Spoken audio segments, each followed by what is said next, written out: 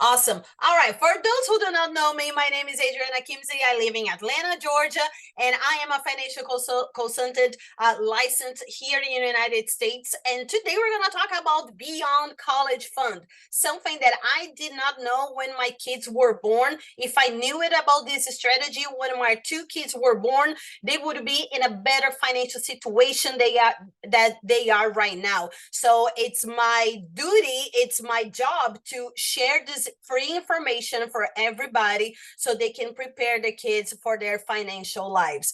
So we're going to start here. Why do we need to start?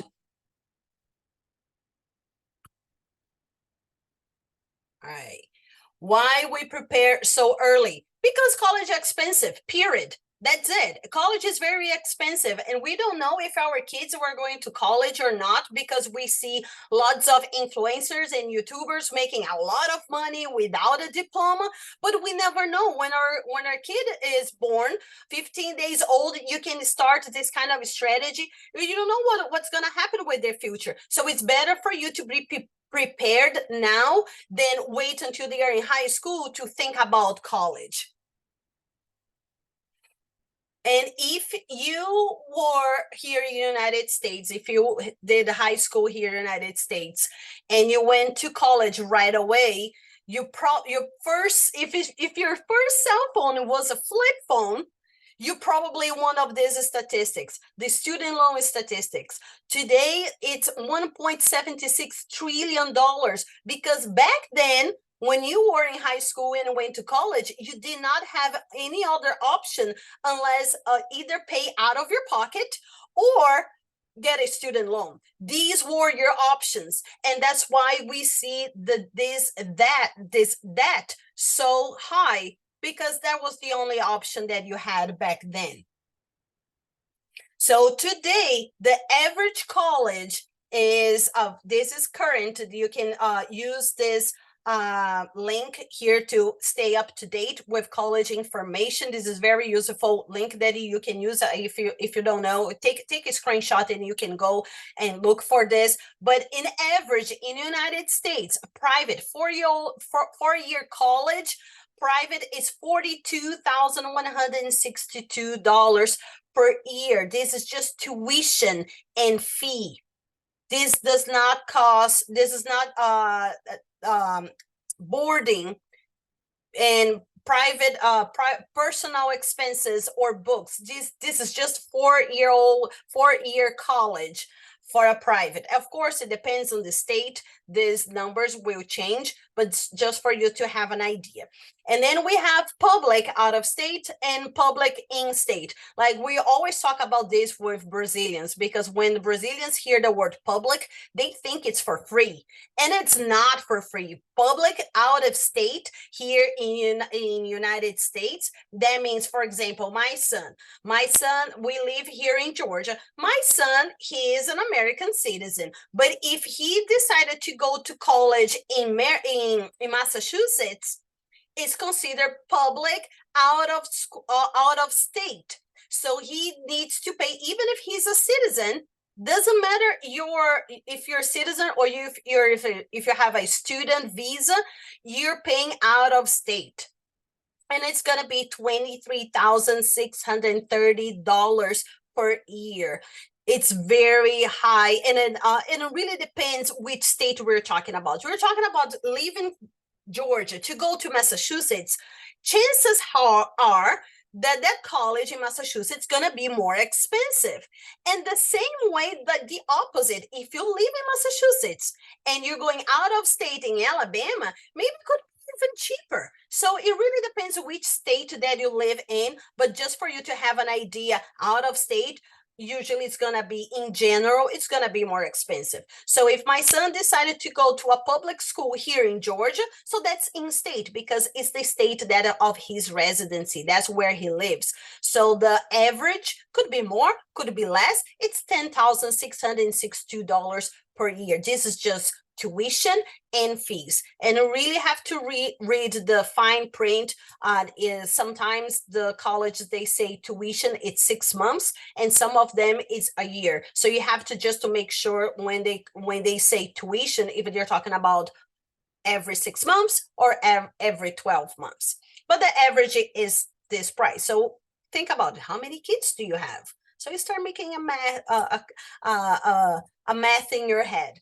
So let's break this down. Tuition and fees. So that's break down the cost of attendance. Tuitions and fee in state, $10,662. Out of states, it's $23,630. Now, room, board, food, and personal expenses. It doesn't matter if it's in state or out of state. The average is going to be $12,000 for both of them. Books and supplies, same thing. It's not going to change much. The cost maybe a little bit more, like personal expenses and food, depending of the state. If it's a state that's high lifestyle, maybe it's going to change a little bit, but not that much. So books about $1,300 per year.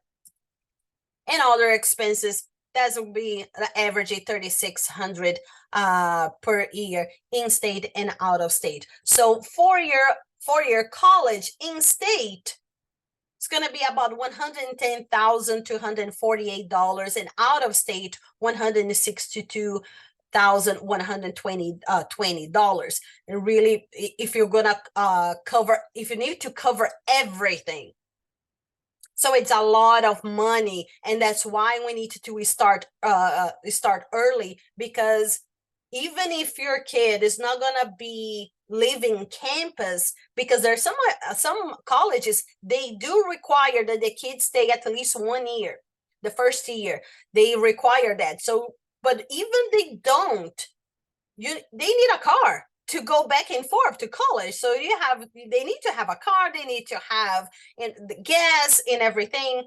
So there's lots of things to consider when you're talking about college. Does that make sense? All right, so what strategy will prepare our children? As I was saying before, if you were born here in the United States, or if you did your high school here, back then, your only option was grant, scholarships, or student loans. Many of the grants, it's not gonna cover the entire tuition. It's gonna be like $5,000 that you have to apply every year. It really depends what grants, but there are lots of grants out there, and we definitely recommend that you try all the grants and scholarships that you can to help your child to minimize the cost of attendance of a college.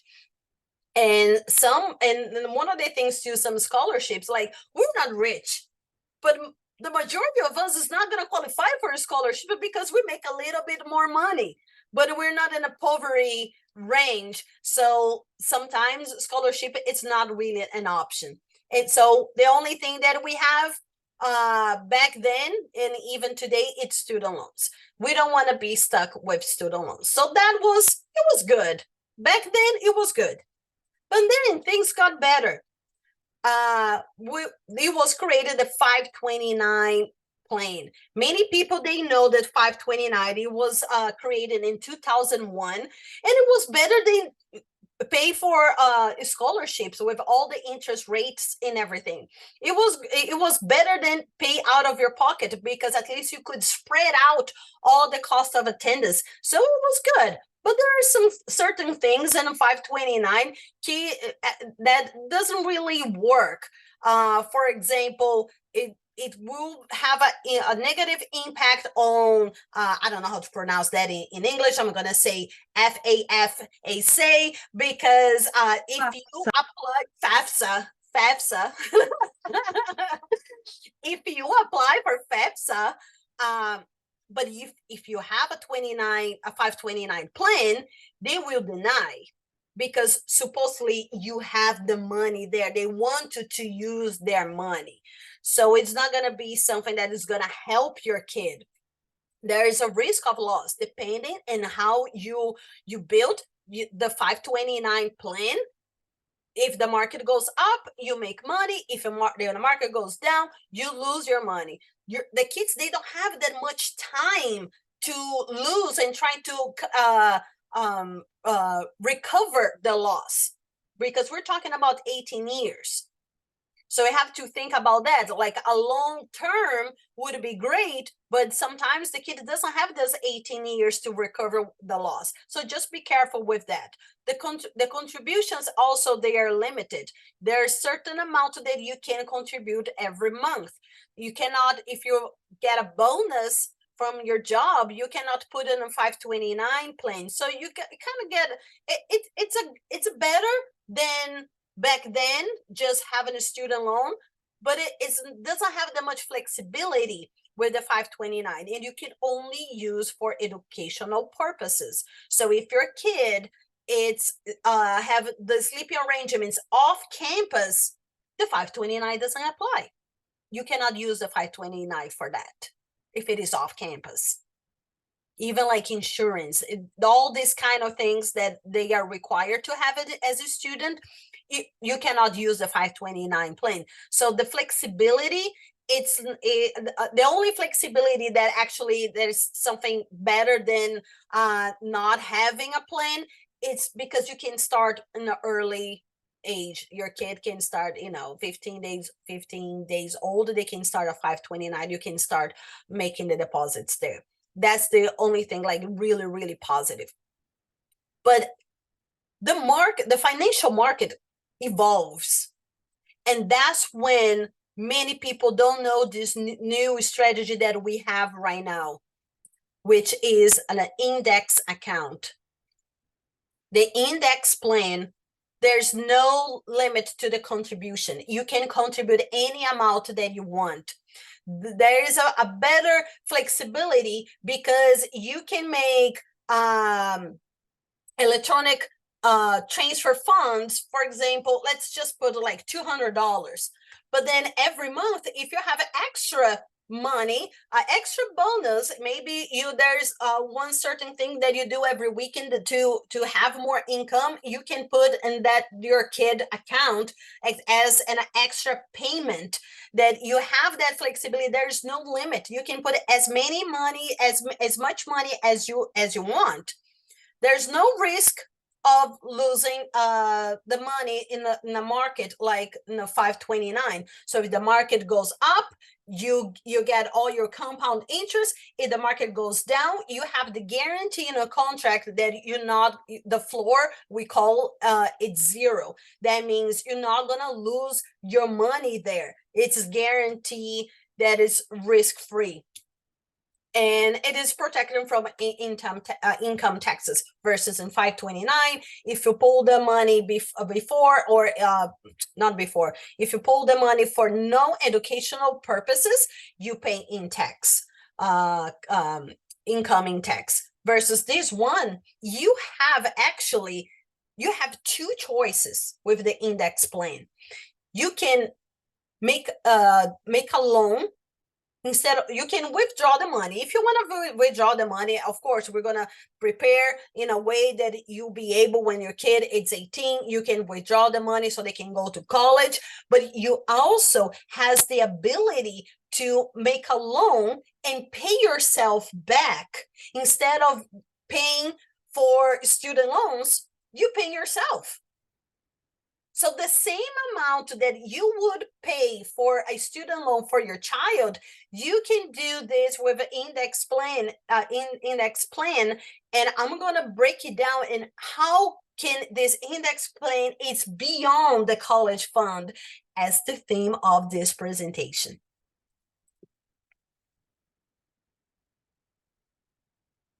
So here I made 3 scenarios for you guys. Let me put this here. So scenario number 1, so let's say the kid is a 5-year-old kid, is going to college in state. So the tuition is $10,000 per year. So total, so let's say we're not talking about boarding, we're not talking about other expenses. This is just tuition. If you start with $350 per month for just 10 years, the same amount that you would pay for a student loan. When this kid, waiting for my screen here to change.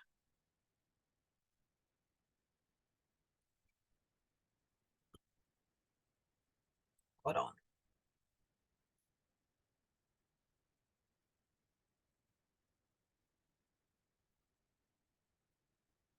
When this kid is 17 years old, they already accumulated $57,827. We're talking about 10 years of contribution only. On the year when this kid is 18 years old, let's just withdraw $10,622 so they can pay for the go to the first year in college. On age 19, another 10,000. Age 20, another 10,000. You still have $31,853. And what happened? It keeps jumping back to page 4. Hold on.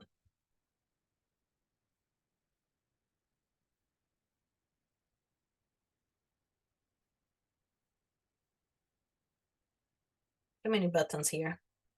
And let's say he graduated at age 22. He finished the 4-year college. That by the age of 32, and nobody contributed anything anymore, right? Because that was just for 10 years. At age of 32, this kid, this adult now has $39,018 on this account. By the age of 66, this kid has $278,772. The same amount that you would pay for a 4-year-old college, you pay for the college and pretty much a house for your child in 10 years. If you make this scenario just with a student loan, like how much would it be? About $60,000.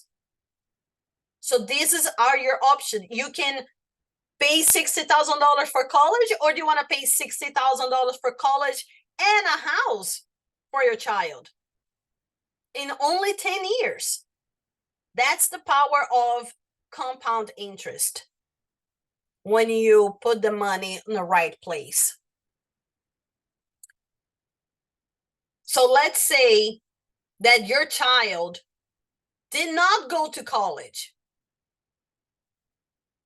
Let's say that they decided to use the money for something else, or just forget about that money. If your child does not go to college, by the age of 74, they have almost $2 million accumulated, or they can get $128,808 per year tax-free for the rest of their life, only because you put $350 per month for 10 years. Because we don't know if the child's 5-year-old. My daughter, Amber, she wants to be a teacher. So I'm trying to change her mind. So she will not become a teacher.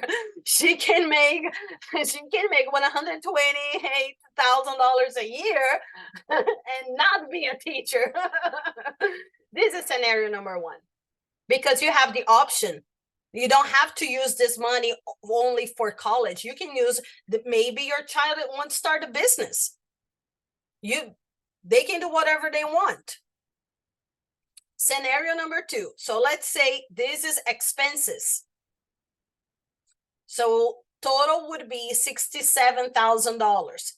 So let's same scenario. 5-year-old, $450 per month for 10 years only. By the age of 17, your kid has $76,000 on this account. So we start withdrawing. This is worst case scenario. We're talking about the option to make a loan and put the money back. But this is the worst case scenario. They do not get any scholarship, they not get any grants, and they need the money to go to college. So they withdraw this money every year, the $16,900 every year. So your kid will go to college. By the age of 21, there's $19 left over. Don't do anything else with this money. And again, your child can continue making the payments as they are an adult right now and they have their own job. They can continue making the payments because again, it's unlimited. There's no limit for contribution. But let's say nobody put any dime on this account. 10 years later, they have $34,000. This is a down payment for a house. By the age of 66, it's $231,455. If they decided not to go to college, and then even if you leave the money a little bit longer, 74, they have $320,000. And if they decided not to go to college, by the age of 74, they have $2.6 million on this account. Or they can withdraw as a lifetime income $174,407 every year. In scenario number 3, it's everything, tuition and expenses, everything that our kid needs to go to 4-year college. I keep saying 4-year college. Let's say they did not get any grants, any scholarships or anything, and they want to go to college. That's the amount that we need to come up. So if we start now, like again, this is a scenario, 5-year-old, $660 per month. By the age of 17, they have all the money. But why we don't withdraw the money and pay the 4-year right away? Because the more money you leave in this account, more you're getting compound interest. So you don't want to withdraw everything. Draw monthly, or even you can even withdraw when they are 22 years old. When they finish college, you can also use student loan as a strategy to pay later. Because again, if you're seeing that this money it's keep growing, the compound interest, you can use a student loan as a strategy. So when your kid is 18 years old, you go get a student loan that makes sure that they're not going to pay until they finish college, because there's some banks, they wanted to pay 1 year after. So just pay attention to that. You go get the student loan, your kid finish college. When they finish, you have extra 4 years making compound interest on this account. And then you can withdraw the money, pay, or you have the 2 options. You can either withdraw the money or loan that money, pay the student loan cash, and then pay yourself back. That's not use a student loan as a strategy, not as last resort. And then you at age of 32, again, there's $28,000 that they can use for whatever they want. At age of 66, it has 163,000. At age of 74, it has over $200,000. Oh, let me go back here. Or if they do not decide not to go to college, by the age of 74, it's $3.6 million. Man, this is a lot of money. That's a lot of money. $241,417 per year. If I knew this before, because when Alec was 3 months old, I started a college plan for him. But it wasn't this one, because nobody told me that. I didn't have this financial literacy in Brazil, and I didn't have when I arrived here. Can you imagine almost 20 years if I knew this, even for myself? Because we're doing this for our kids as a college strategy. But can you imagine doing this for yourself as a lifetime income or anything else? Because let me tell you, for those who do not know, when Alec was 5 years old, long story short, he was in a hospital. 24 hours later, he left the hospital with a scar on his belly. Let's put that way. He had a surgery. if I had this plan in place, I would have the ability to make a loan and negotiate the the bill at the hospital.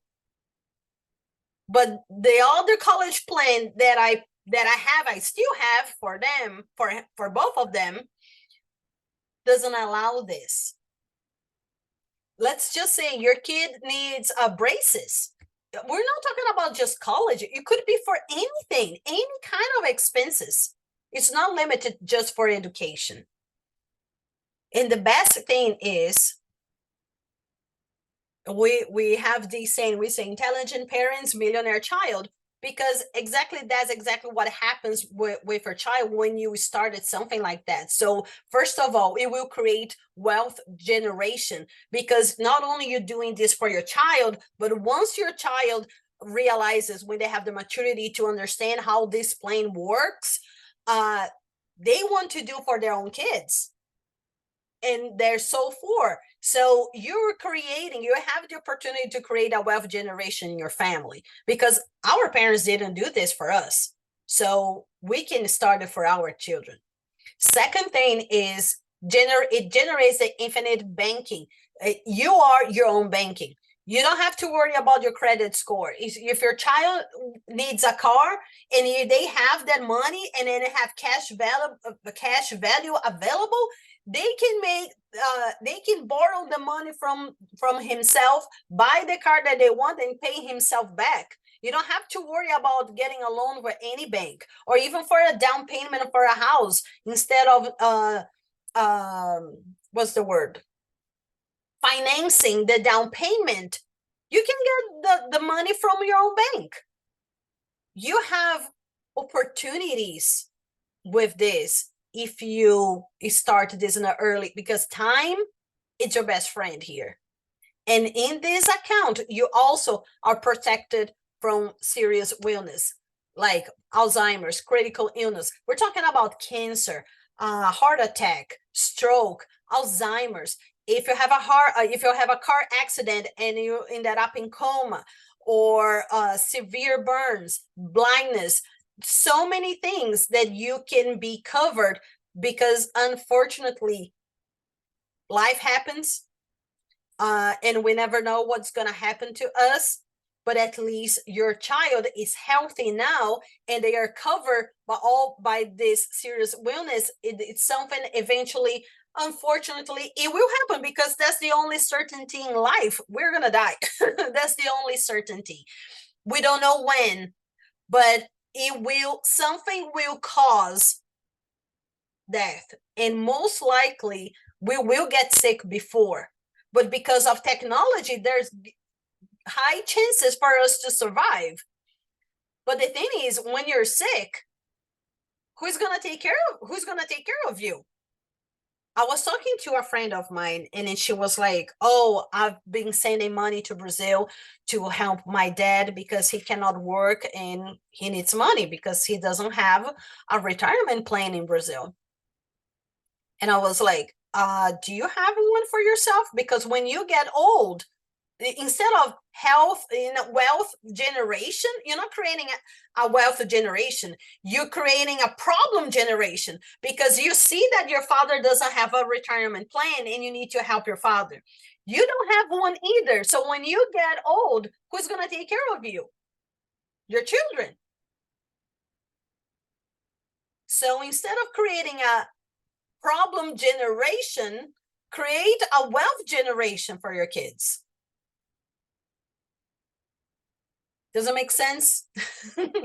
Nobody wants to talk about serious illness, but it's true. We never know. We never know what's going to happen tomorrow. So here are my information. You guys have my information. Probably you know where I live.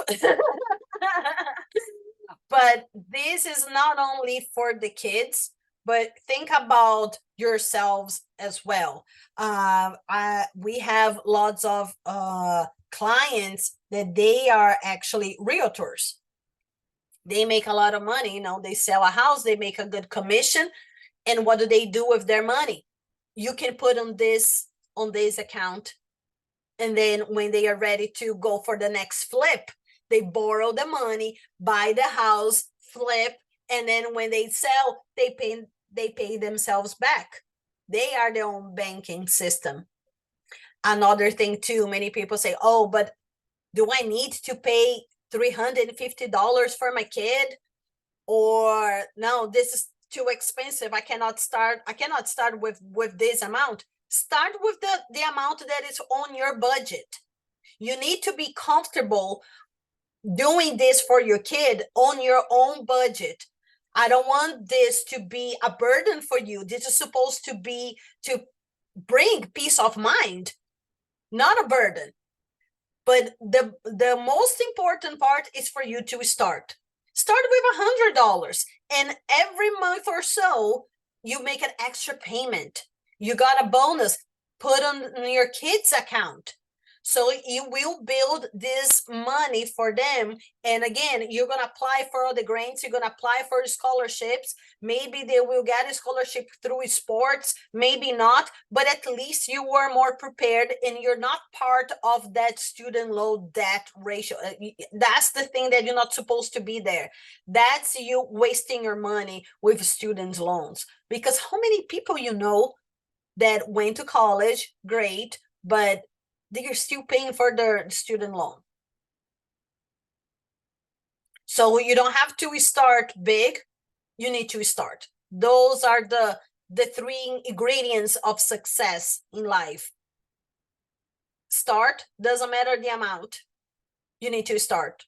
Second, know where to put the money. Like, our job is not to tell you where to put your money, but we're going to tell where you're going to make more money, and then you decide. And then time. These are the three ingredients for success in life. So if you're starting now with your kid, they will continue with the payments, and they will have the financial freedom that we are looking for. We can give them a head start. Okay.